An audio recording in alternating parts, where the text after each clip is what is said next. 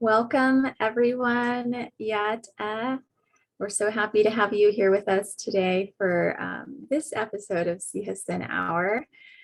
She'e Ethel Branchian Sheh, Bipotwani Nishlan, Nakai Bashachin, Sinajani Dashache, Don Nakai Dashanala.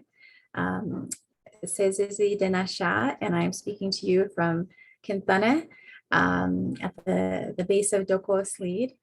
And today we're kicking off basically Earth Month in tribute to Earth Day taking place on the 22nd. We wanted to introduce a series of sessions focused on climate change in particular. The pandemic has kept us really distracted, I think, from climate change. And hopefully the pandemic is falling into the background and we can spend a little more time focusing on the slower, but also certain existential threat posed by climate change, and hopefully advance some readiness in our community, just some more general awareness, some updates on where things are now. We're joined by two wonderful guests with us now. We have Dan Ferguson. He's the Director of Climate Assessment of the Southwest, which is out of the University of Arizona, where he's also a professor of environmental science. And we also have Angelica Zamora she's the policy director, political director of Arizona Working Families. And she's also the chair of the Arizona Green New Deal Network. And Angelica, sorry for butchering your title a little bit there. But we're so excited to have you got the gist of it. Thank you. But we're so happy to have both of you here with us. They're each going to present a little bit. We're going to start with Professor Ferguson to kind of give us that outlook on where things are now, what the future looks ahead in terms of actual changes in the climate and the environment due to climate change. And then Angelica is going to talk to us a little more broadly about what the Green New Deal Network is doing and things to keep in mind going forward here in the next few years. So with no further ado, Professor Ferguson, I'll hand things over to you. Thank you so much for joining us today. It's a pleasure to be here, Ethel. I appreciate the invitation. So I'm going to share my screen. And can you see that? Great. So good morning. Thanks for having me. And I really appreciate the chance to be here today. So Ethel asked me to speak a little bit about the, I guess, as she mentioned, the sort of outlook for the Southwest in terms of climate. And so that's what I'm going to do. This picture is from the Four Corners. I've been lucky enough to work up there a little bit. I'm not in this picture, but I did take it. And I'm going to talk about where we're headed, which is what this Navajo forester is pointing as if to say, where are we headed? So the first thing I want to do is sort of set the scene. I love that you have a photo from our community. It seems appropriate. Yeah, it's a beautiful place. This is in the Chiska Mountains, and the scientist here in the middle is Chris Gitterman, who's a tree ring scientist who worked with the Navajo Department of Forestry for a long time. And I was lucky enough to go along one year. He was a former student. Okay, so where we're headed. So I'm going to start with sort of where we are now. And I literally am in Tucson. I work at the University of Arizona, as Ethel mentioned. So I'm sitting in the Sonoran Desert. And I just wanted to share a little couple images from my place. And so this is from the summer of 2020. And this picture is literally taken from my neighborhood. I'm looking north at the Catalina Mountains, which there was a very severe fire, Bighorn fire in summer of 2020. That was coming off an extremely dry year and then a busted monsoon. So down here in the desert in summer of 2020, it was pretty horrible. And it turned out to be pretty horrible across the whole region. Dry winter, dry summer, bad fire year. Contrast that with summer of 2021. This picture is taken about 5 miles from my house. And this is the normally dry wash that is almost up to what's at flood stage. And so the contrast between summer of 2020 and summer of 2021, pretty obvious, right? And so where we are now is in what we in the climate research community, we talk about variability in climate. So we live in a normally variable climate. Some years it's dry, some years it's wet, some years it's hot, some years it's not quite so hot. So that's sort of the normal state of affairs. But these are two pretty big extremes: extremely dry one summer, extremely wet the next. We can't say that that's how it's going to go. A dry does not follow a wet does not follow a dry. That's not how it works. But we do have high variability. So to put a little bit of data to that, which is what Ethel asked about. So this is a plot of annual average temperature for the four corner states, right? So Colorado, Arizona, New Mexico, and Utah. And what you're looking at on the horizontal axis here on the bottom is years, and then this is temperature in Fahrenheit. And it's a sort of artificial measure in the sense that it's real data, but it is annual average temperature. So, every day's high and low averaged together across the entire year, and that's what these dots are, is each year. So the point of this plot is to show you that this data set goes back to 1895, so 126 years of data, and we're looking at a pretty good trend in warming. Okay, so that's the kind of key message here is our four corner states are warming pretty dramatically, about 0.2 of a degree per decade, which is a lot. Doesn't sound like a lot, it's a lot. Again, annual average temperature is not something you experience, right? But it shows the trend. You experience in the sense that over the course of a year, you live through it, but that's not a temperature you really live with. But it helps us see what's going on with our climate. And what we're seeing is a warming trend.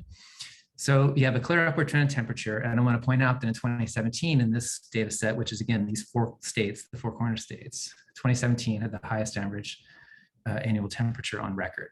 Okay, so we've had, if you look, all of the records are over here. This outlier year in 1934 is a strange one, and it's worth some conversation if we had time. But this is the really important part, is that we have a cluster of very warm years in the last several years, including the highest record temperature on record in 2017.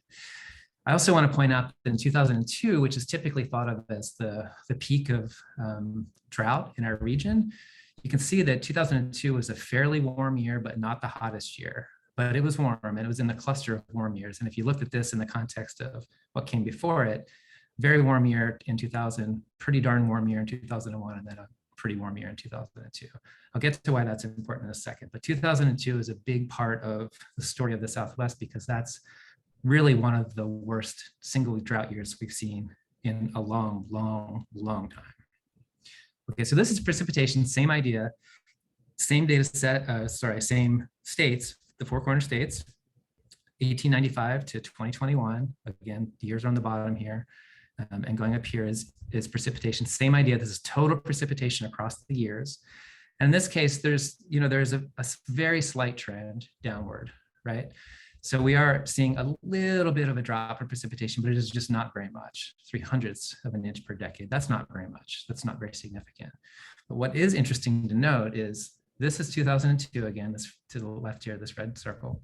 So again, 2002 is the worst drought year in the region in a long time. And it's pretty dry, but it's not the driest year on record. Turns out 2020 was among the driest years in our instrumental record, and where we've had instruments to measure. So the point of this one is it's warming significantly. Because it's warming, it's drying. It's not really drying because we're losing precipitation. We're getting about the same amount of precipitation. We have this, remember I said we live in a highly variable climate. That's what this means. You get these weird years where it's just super wet or super dry, like this noisiness between years. That's variability, right? That's just how it works here. That's always how it's worked in the Southwest, high variability. But what we're getting now is a sort of different reality, because this is happening, the warming, right? So we live in a really highly variable climate, but undeniably it's warming. And because it's warming, it's drying. That's the kind of main message for more or less everything I'm going to say. Because it's warming, it's drying, right? And that's because we have more evaporation, we have changes in the way that the seasons are. So we're getting longer warm seasons, shorter cool seasons, which again promotes sort of drying out of the environment. And I say that because it's not really, precipitation isn't really changing all that much. When it comes, how it comes is changing, right? Less snow, more rain. We're getting about the same amount of precipitation. That could change, but for now, that's what we're looking at. Okay, so where are we headed? Well, we're kind of headed to this where we are, which is to say we live in a highly variable place. You're not going to get, a horrible dry year and a really cool wet year back to back necessarily. That could happen. It's highly variable. But that's what we live in, a highly variable climate, except it's warming. So that's kind of the key message of everything is we already live in a really variable place, hot years, dry years, cool years, wet years, so forth. But this warming trend that's in this plot is driving a lot of the changes we're seeing. Okay, that's kind of the main message. Okay, so what does that mean for us? Well, obviously in our region, water is key. So there's water for ecosystems and traditional uses and so forth. And I'm fully aware of the challenges of water availability in the Four Corners, communities in the Four Corners. Across the whole region, in the Colorado Basin specifically, there's a big issue, which is that the Colorado River is over allocated, which means that we're sort of using or allocating, giving away more water than exists.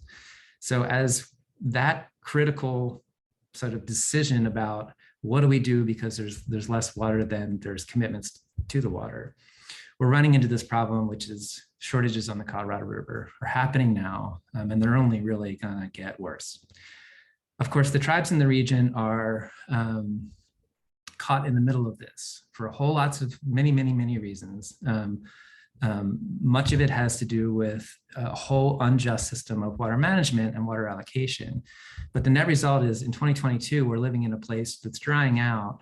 Shortage on the Colorado River is happening. And in this case, we have 12 tribes who have a right to the Colorado River that aren't settled. So that unsettled right is a big part of the story of this region. Because these tribes, all of these tribes, including Navajo and Hopi, obviously have, in the case of Navajo and Hopi, a large right to the Colorado River. And there's not as much water as there was thought to be. So as we're warming and drying, this is one of the big stories here. So this is part of where we're headed. Because I'm gonna take a step back really quickly. I'm gonna talk about the sort of global situation. So if you read the news, you're seeing that this week, in fact, yesterday or the day before, the IPCC released its Working Group 3 report. So that's the big, UN body that talks about climate change and what's happening and so forth.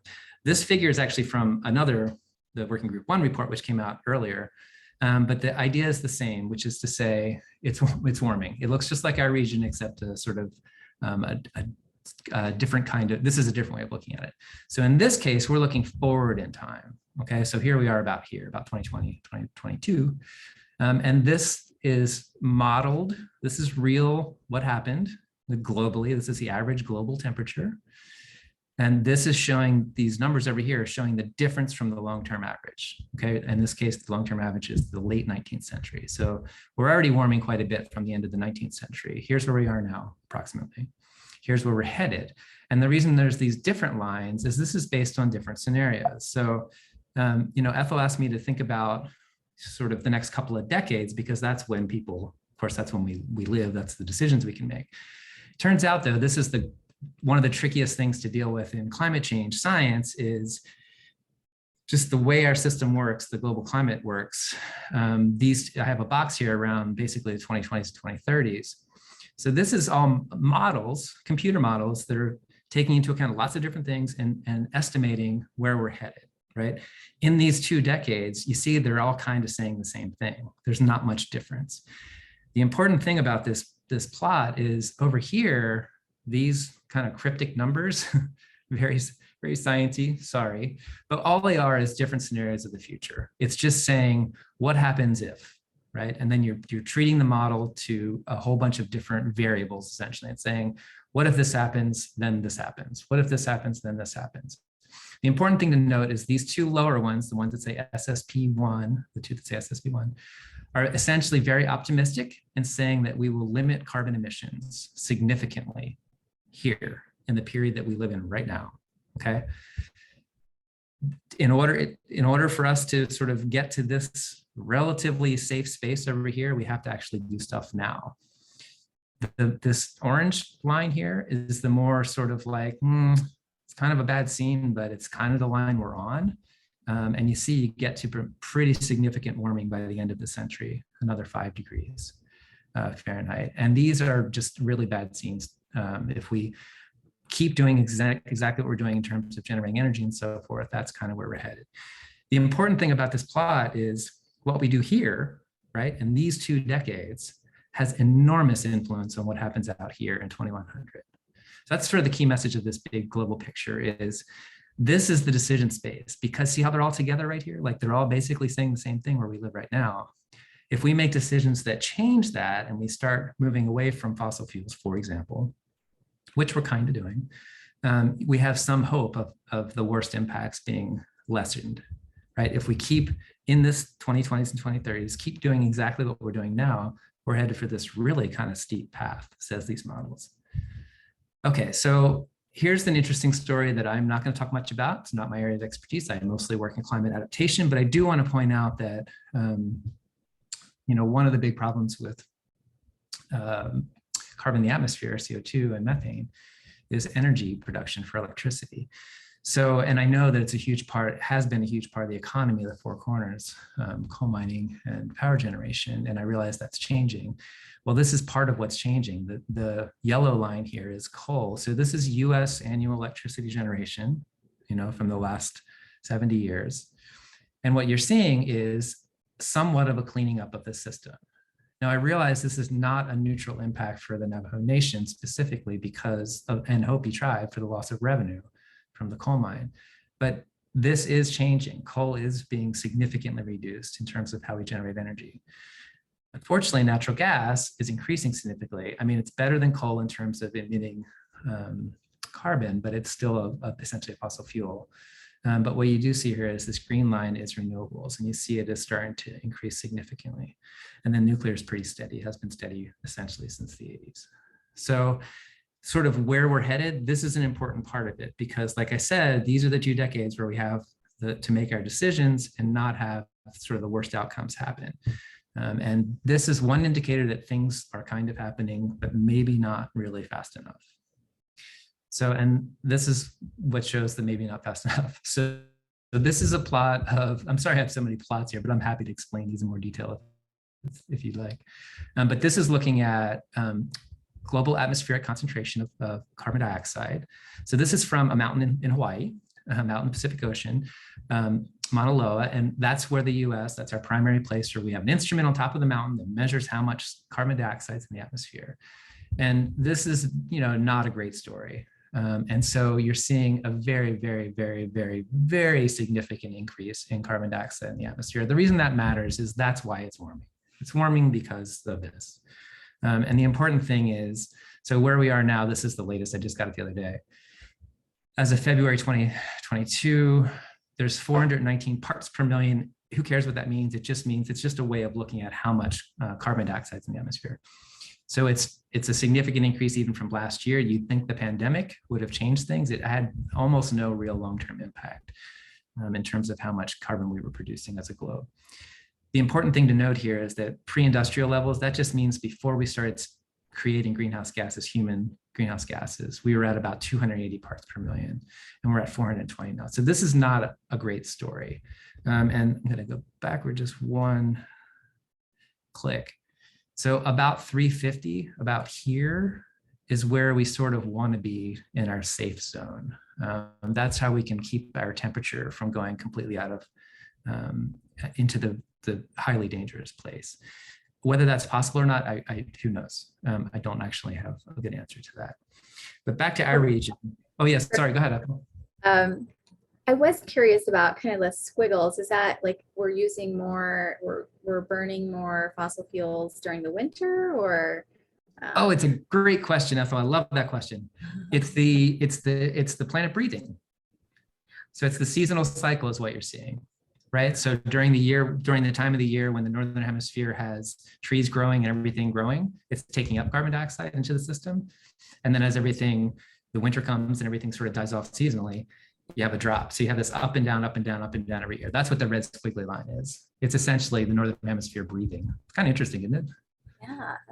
Yeah, so we take up CO2, the system takes up CO2 and then every year, and then it sort of drops back off as everything dies off.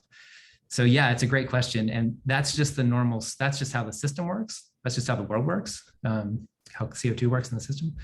But the bummer is that the black line is showing even with that, right? You'd have to plant a whole lot more. I don't even know it's possible, right? To have the squiggles would get bigger if there was more plants. So if we're taking it up. Awesome question. Love it.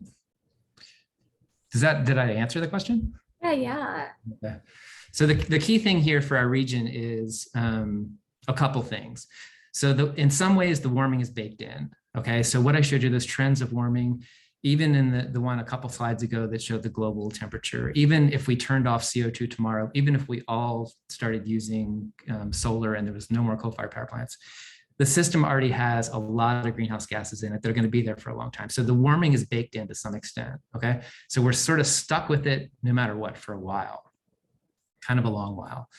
And so for us, this is a report that just came out last year, and it was a sort of diagnosis, looking back at that really dry year where I showed the fire picture from around my house, looking at 2020. And what they came to, this is a big group of scientists.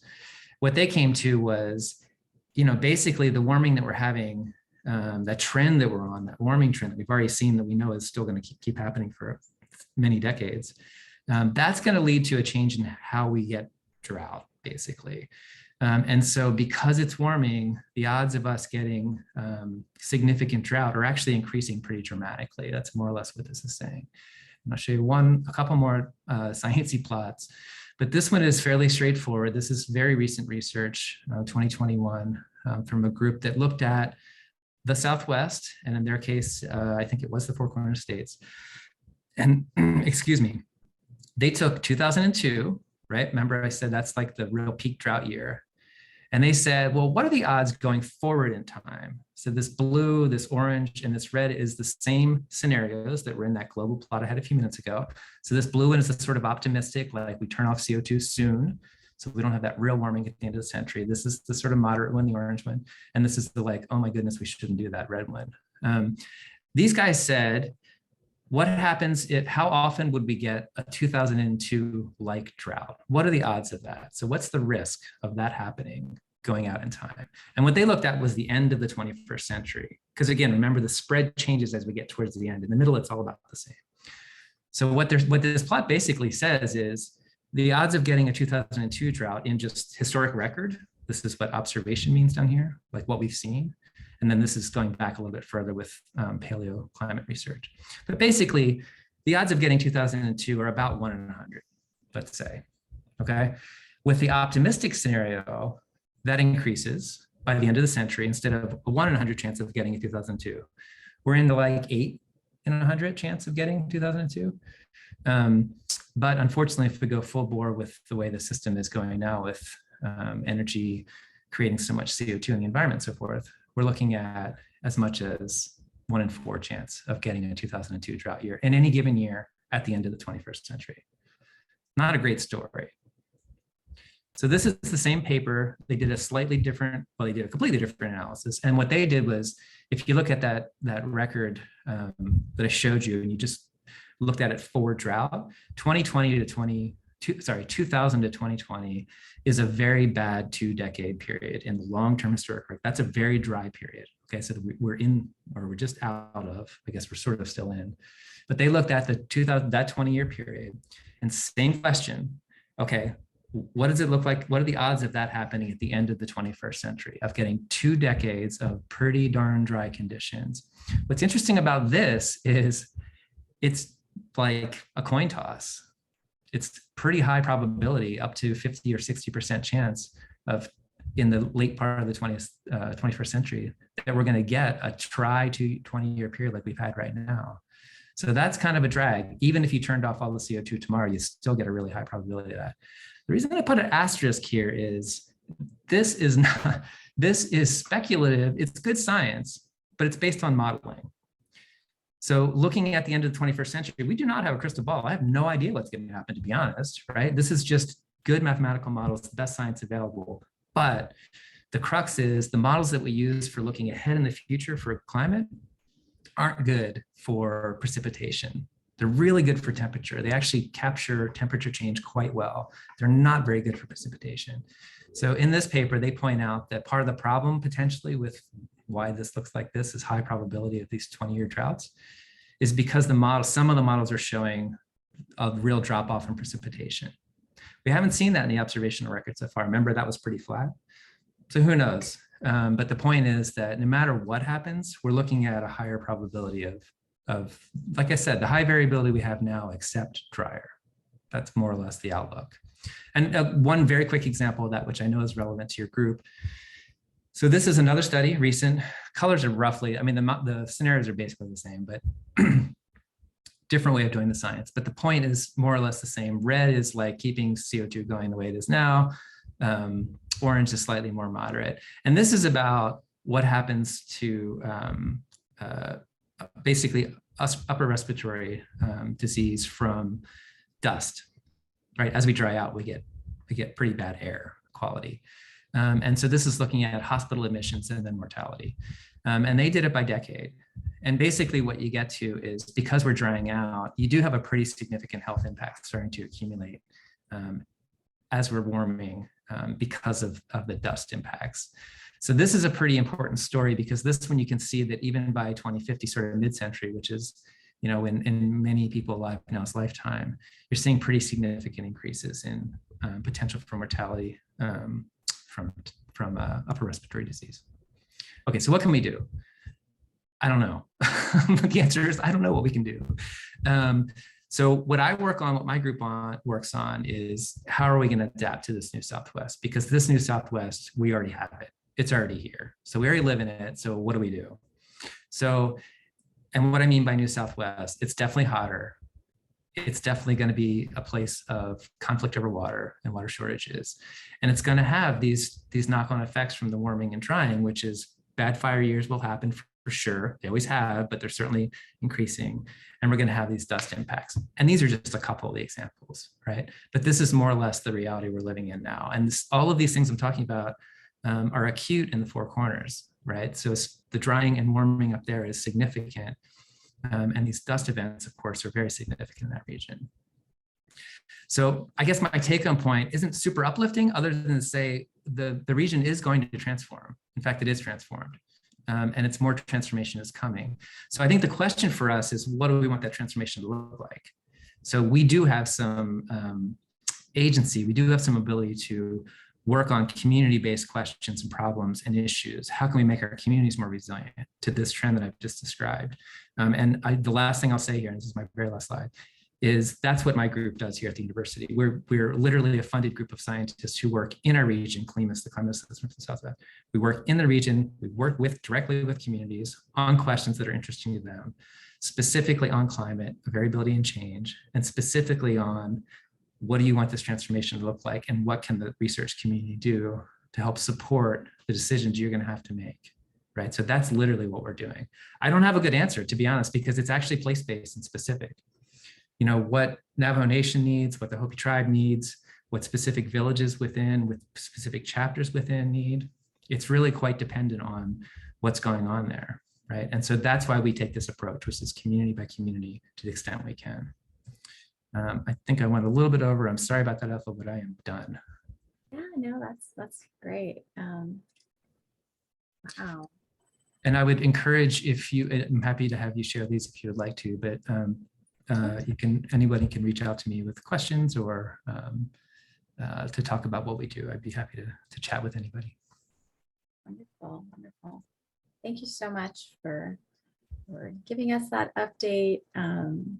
Sorry, it's so grim. I'm sorry, it's so grim. It's a little grim. Yeah.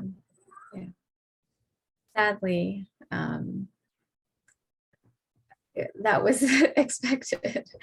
But I mean, there were some little, little opportunities for change if we have strong leadership in the next few decades.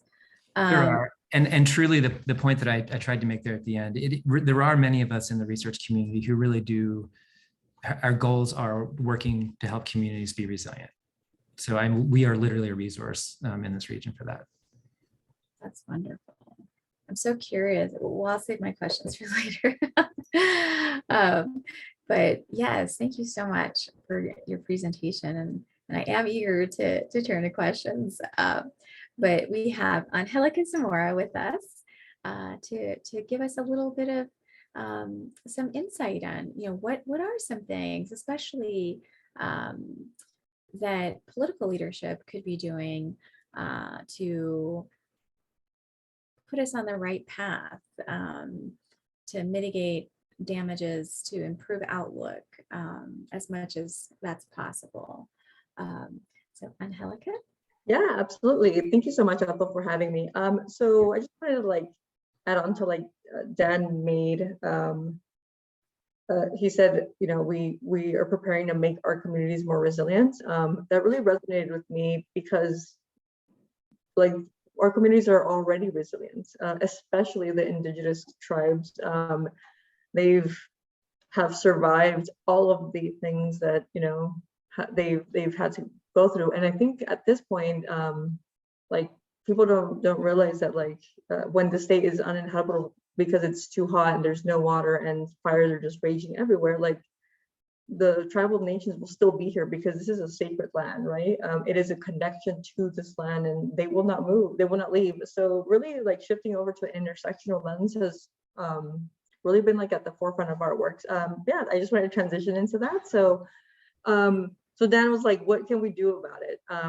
The brunt has been laid on us, right? Our communities are at the forefront of like fighting this crisis, and we're also at the forefront of the burden of this crisis. So we're fighting a lot of these climate fights, and then we're also like our communities are also receiving like a lot of the like all the negative elements to it, right? So I really wanted to really shift into like what should we do about this, and a huge element to that is that like we've elected folks to also support us in our resiliency, right? This is a team effort. It has to be a team effort, and the biggest element to this is like we need federal support. We need federal legislation that puts people first and puts community first. So yeah, thank you, Ethel, for having me. I wanted to shift. So my name is Angelica. I'm the political director for the Working Families Party, and I immigrated here when I was 2. I immigrated here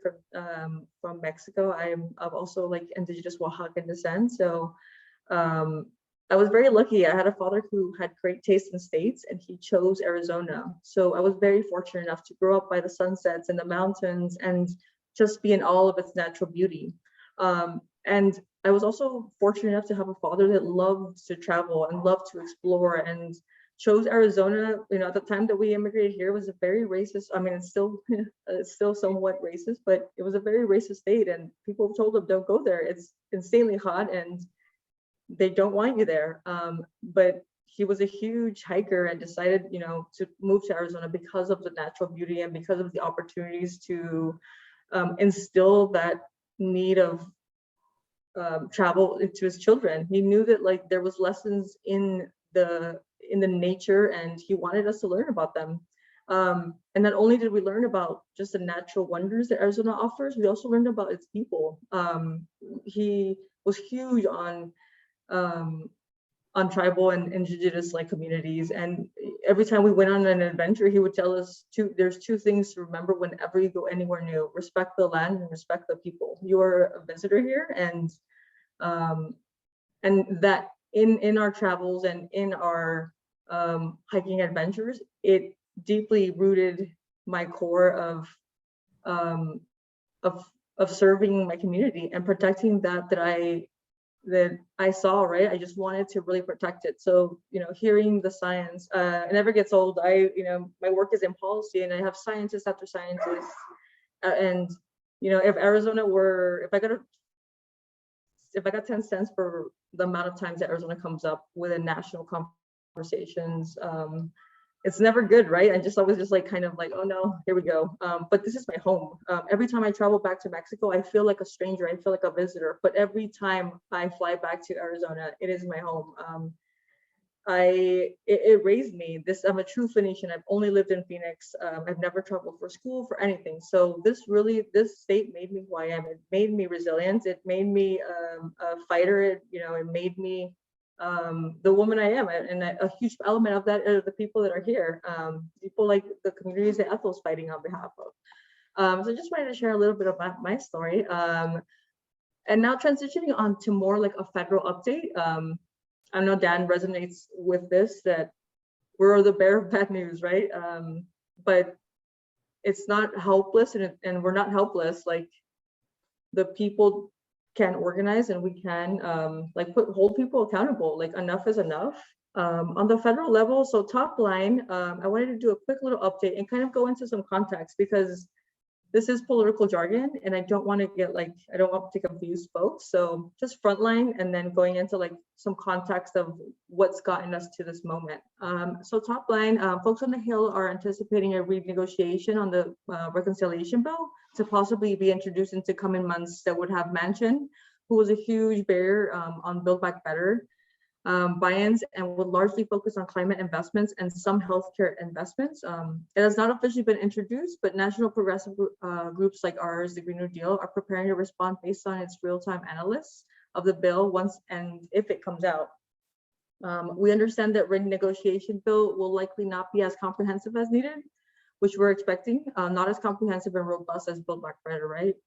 So there are parallel efforts being carried out by the Congressional Caucus, Green New Deal, Build Back Fossil Free, and other progressive groups to urge President Biden to do an executive action that would help round out some of the gaps.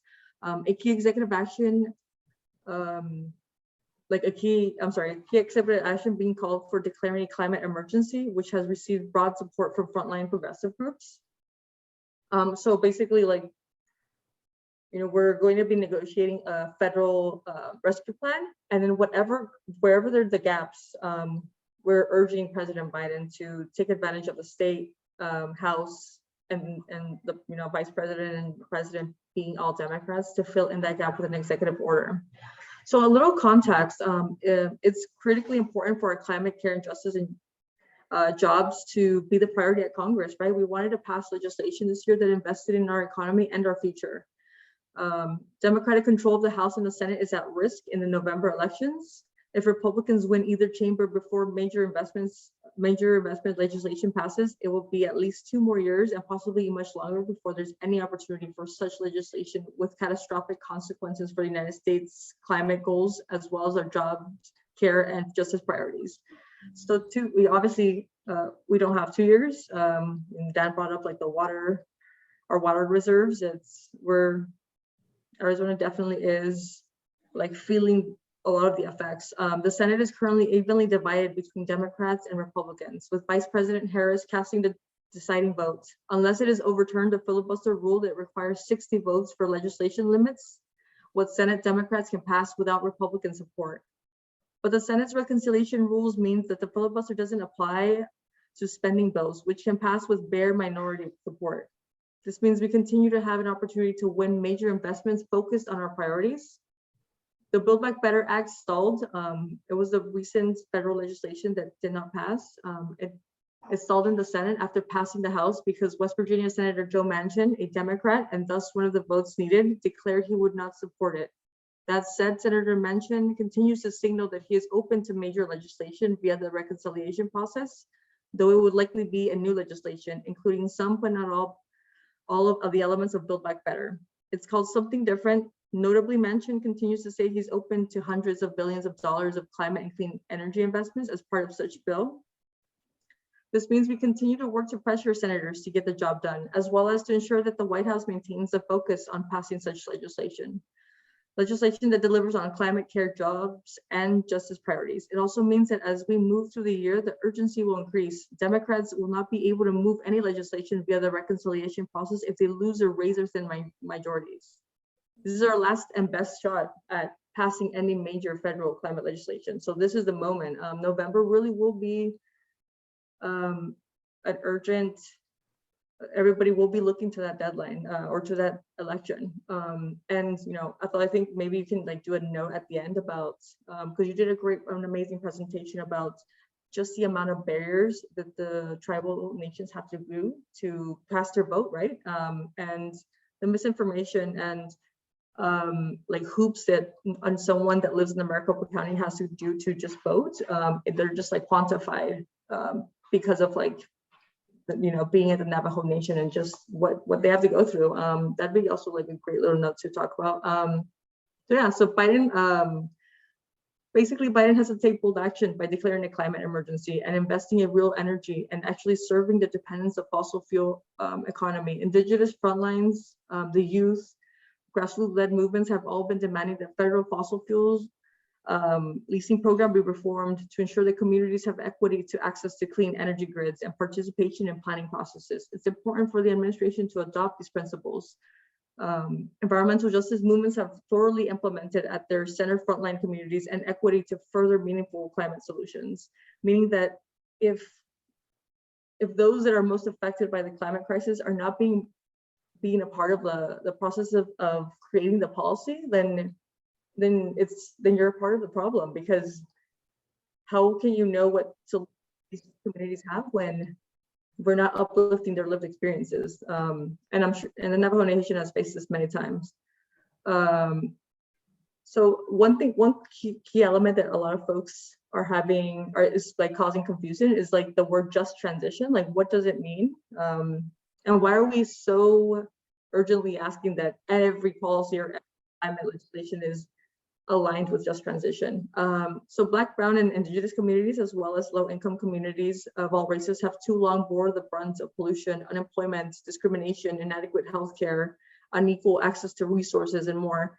Congress must prioritize and invest in meeting the needs of frontline communities, whether it's fair pay and benefits for care workers. Most of them, among them, are women of color, or cutting pollution from public transportation in urban communities. So we're working to secure investments in advanced justice. So the climate policy is important, but just as important that are both together that is needed is justice, environmental justice, where like we put people and their well-being like before we move on to anything else. So I hope that like makes sense. So yeah, so Joe, I'll stop there. Is there, Ethel, did you want to like any comments or? No, I think that was really helpful to also just kind of tie in that just transition. There's definitely been a just transition movement on Navajo Nation, and efforts, you know, like with the cessation, the shutdown of Mojave Generating Station, the cessation of use from one of our coal mines here. We were actually crushing the coal and running it through, I think it was a 253-mile pipeline, underground pipeline to Mojave Generating Station in Laughlin, Nevada. And that was impacting our aquifer. You know, the shutdown of NGS as well. So those movements have been really strong, and trying to utilize, at least with respect to Mojave Generating Station, the sale of those CO2 credits, the revenues from that sale to invest in jobs in the local, sustainable jobs in the local community. So I'm sure some of our listeners are familiar with just transition, some of them may not be, but yeah, I know that's really helpful to kind of give us that perspective on the next few years, at least in terms of the political climate. Yeah, I have what's always like important for me, it's like it's communicating like the key, and that's intersectionality, right? We're at the epicenter of the climate crisis. I'm preaching to the choir too, obviously Dan knows this, but when I grew up in Phoenix, my school was under a freeway. My view was a freeway. There was no trees when we went out to recess. There, you know, and the freeways, if you notice, in Scottsdale, that's, you know, a more like white collar wealthy families. Like the freeway, it goes around, and asthma and cancer are huge. You know, Arizona is huge on those, because all of those fossils they're going into our communities, they're going into our lungs. My house was like, not only was my school underneath the freeway, my house was like around the corner. So now I have very severe allergies. So it's definitely already affecting. All of this intersects, right? Hurricane Katrina, the neighborhood that was most impacted was because there were people of color, there were low-income communities, and a lot of them, there was a lot of deaths. The Flint water crisis, like it's happening because folks are Black and they're poor. So we really need to see it like on a more intersectional and understand, especially in tribal nations, that they need more funding. Like we have not invested enough in building really great infrastructures. We've kind of had put the responsibility on communities. And you know the community better than I do. Like, y'all are resilient and y'all are strong and y'all will fight for your land, but we really do need support from our elected officials. We need support on the federal level, and especially more investments in Hopi and Navajo like nations. Y'all are a huge component to our state. You're a huge asset to our state as well. And yeah, the burden should not be placed on communities entirely, right? We are doing like our role and we will play our role, but a lot of it is on corporations. They need, lobbyists, they need to stop kind of like being able to have a huge role in donations to these campaigns, and folks need to stop holding stocks in coal mines, right? Like, those are just a couple examples, but just transition is very important. We strongly believe that if you commit and prioritize communities, they will then be in a position to take care of Mother Earth. We don't want to have dirty air. We don't want to have to leave our states. Whenever, it's always interesting to me when folks say, well, we'll just move to another state. Like, well, that's a huge place of privilege. Like, my mother is disabled. The government doesn't provide a lot of funds, for disabled communities. That means that a lot of them live in poverty, and a lot of them depend on family members or depend on like them getting side jobs to just make it through. And so a lot of the equipment in our home that helps her be independent, like, she had to purchase herself, or her family member has to. So imagining like getting up and going or moving to another state, it's just, for some communities, that's absolutely impossible, especially Indigenous communities that consider this land sacred. There's a deep-rooted connection to these lands. So for some of us, that's just not an option. Low-income homeless communities, that's basically a death sentence to be homeless during the summer in Arizona. Nearly 500 folks died last summer from the heat. And a lot of them were homeless, but a lot of them were folks like my dad, who's a mechanic, folks that work outside, people that live in mobile homes whose air AC is not the best, right? Children, elderly, those are the most vulnerable. And so as it gets more hotter, us that come from a place of privilege that can crank out the AC all day, every day, like, we'll be fine, we'll adjust. But what about those communities that like are vulnerable, that are not in a position to, that's not an option, right? Like, the deaths will just go up, and then what will happen? I think that's something also that I'm hearing, that folks are just like, yeah, the climate crisis will come, but like, we always adjust. And I think for me, it's really important to uplift that, like, but at the cost of other lives, right? So yeah. I guess I question how much we can adjust also. Yeah. Like some of the slides that Professor Ferguson shared, with showing the dust level, the drying.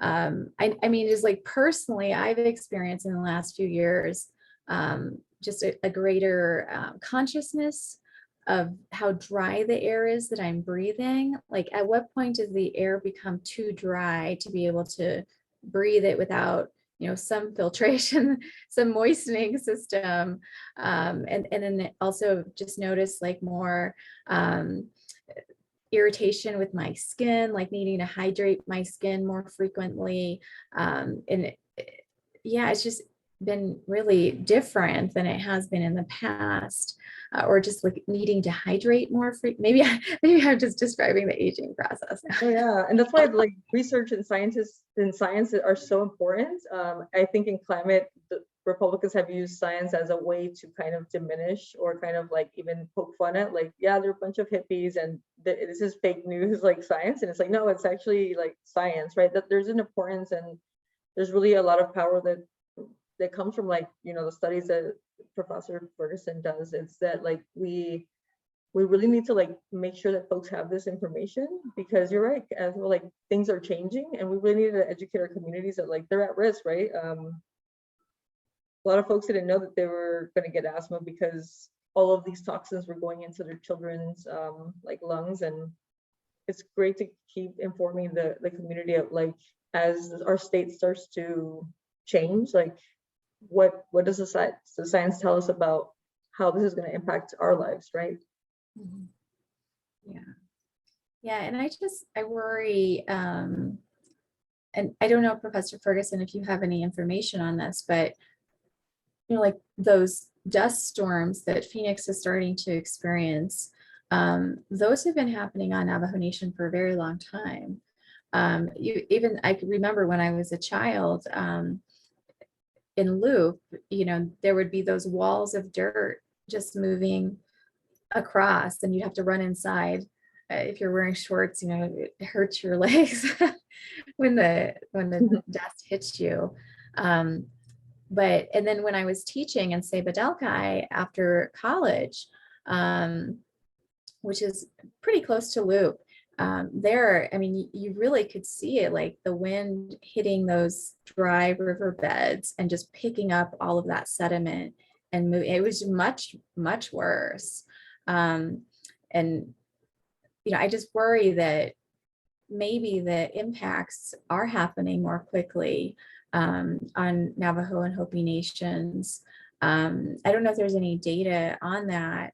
And we do have, next week, we're going to have Dr. Margaret Redsteer and Sadie Lister here to talk about soil and water impacts on Navajo Nation, and specifically, and a little bit of Hopi as well. But our community is not well positioned, with a third of households without running water and a third without electricity. People have to be able to access fresh food, and also a fan, an air conditioner, something like that, that electricity affords to allow for habitability. That's definitely a major concern. And Professor Ferguson, I know you work on adaptation. What are those conversations for the Southwest? Like, how do we keep this? Well, a couple of things come to mind. So I'm glad you're having Margaret Hiza come, because she's done a fair bit of work up there, and a lot actually. And on your specific question about dust storms and Loop, she actually worked there. And so there was an effort. This was years ago, and I don't know where it went, but there was an effort to do some experimental, can we hold dust down, basically. Some of it was mechanical, essentially like big nets, but you could plant and it would help stabilize. Very expensive, but it's like, can that help? So Margaret will be able to address, I think, that question you asked, because she was part of that. Okay. The broader question about the Four Corners specifically, again, I did work with this communities up there for several years on drought specific questions. We were working with the Hopi Department of Natural Resources specifically. And one of the issues that we've run into, and this goes to the justice questions that you've mentioned and Helga mentioned, one of the real challenges for Hopi and Navajo specifically, but it's common across indigenous communities in the US, is there isn't much data. And it's a real bummer. And it's an unjust bummer, because it's not accidental.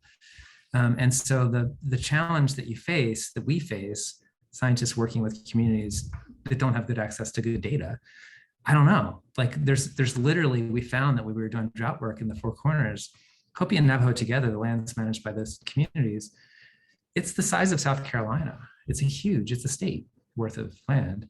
And they're effectively at just a couple of weather stations that have reliable data. So specifically answering questions about what's happening here, like in specific places. And the problem is they're not you can't be representative. It's a very complicated landscape, as you well know, right? So you've got the Defiance Plateau, you've got the Chuscas, you've got all the canyons, you've got villages on mesas, and you have villages below mesas. You have a very complicated topography. So without good data, some of the questions you're asking are actually very difficult to answer, because I don't know. And it's one of those head banging exercises as a scientist, because you need data. Like and so there's all sorts of ways where we interpolate and can do a pretty good job of guessing, right? Of, using data to figure out, how much is window rock warming, for example. Like that's an answerable question-ish. So, but back to the point of adaptation and like, what do you do? The thing is, and Helga got to this too, it comes down to like political leadership, obviously. There's specific questions on what is a community facing and what do they need?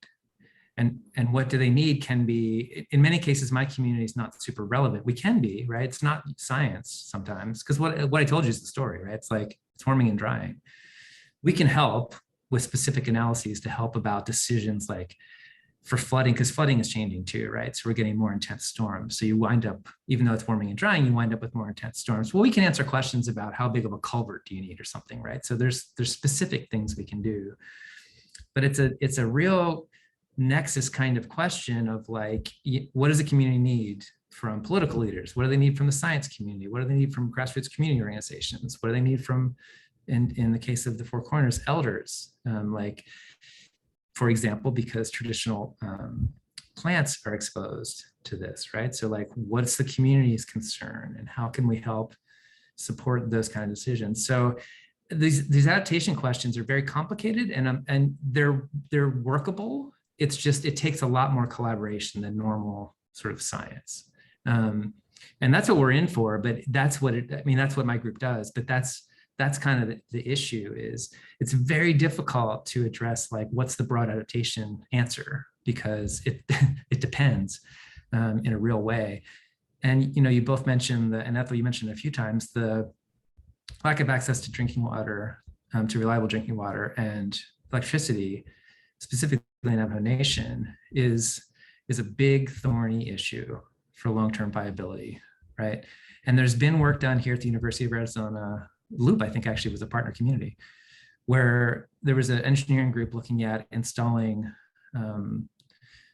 wells that were deep enough to get beyond the really contaminated groundwater, but they were using solar pumps so you're not using any greenhouse gases, providing community level water.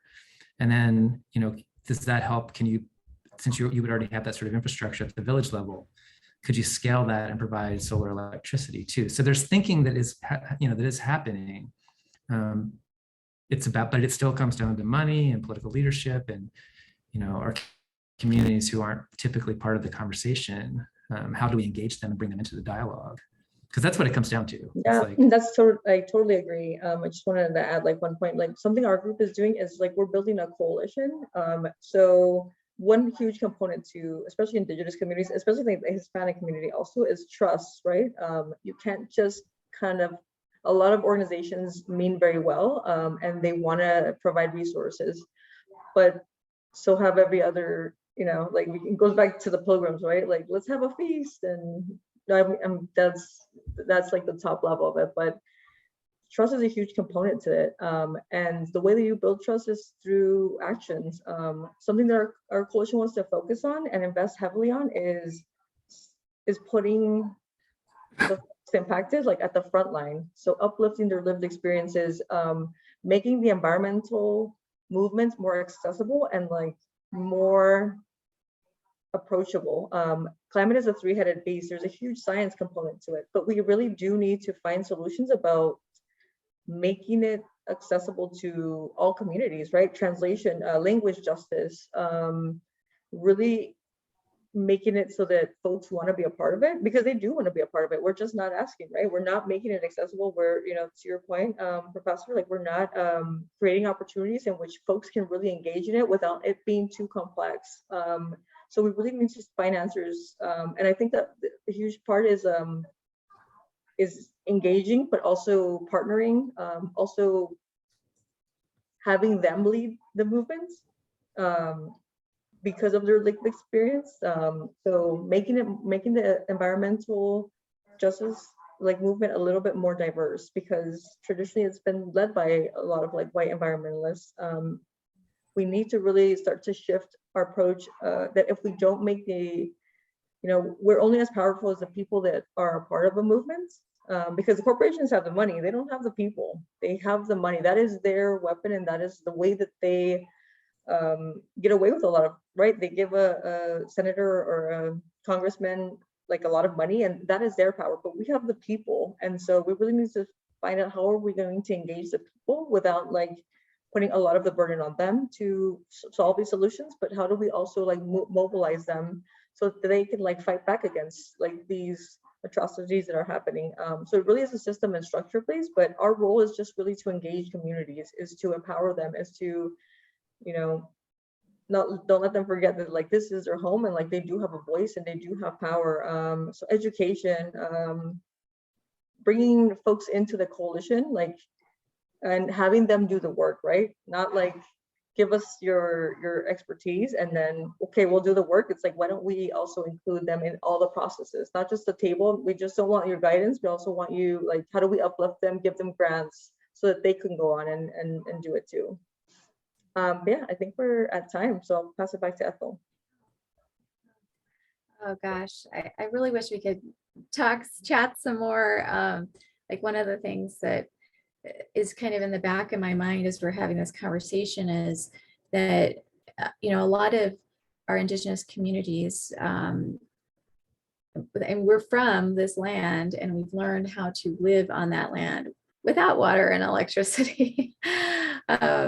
And so, traditional ecological knowledge definitely provides some insights on how to have that minimal impact on the land, and then also how to survive on the land under those conditions and under harsh climate related conditions. I mean, if we look at the graphs that Professor Ferguson was showing, it's not like we're going from a very well hydrated region to a dry, extremely dry region. We've always been a very dry region. So, some of the answers to how to persevere do lie within our communities. And it's like, oh my gosh, why didn't we think of having that panel also? But I do want to be respectful of you all's time. And so if you have any final remarks before you leave us today, we'd love to hear them. But thank you so much for joining. And I hope we're able to have you guys back to talk on this and perhaps some other subjects in the future. So thank you. Thanks, Ethel. It was a pleasure. Thanks for having me. Yeah, I just want to thank Professor for coming in and making like the science and this education, and thank you, Ethel, for providing these platforms in which we can really give out information and all of that. It's very important. So thank you for having me. Agreed. You guys have a wonderful day. Thank you. Bye-bye.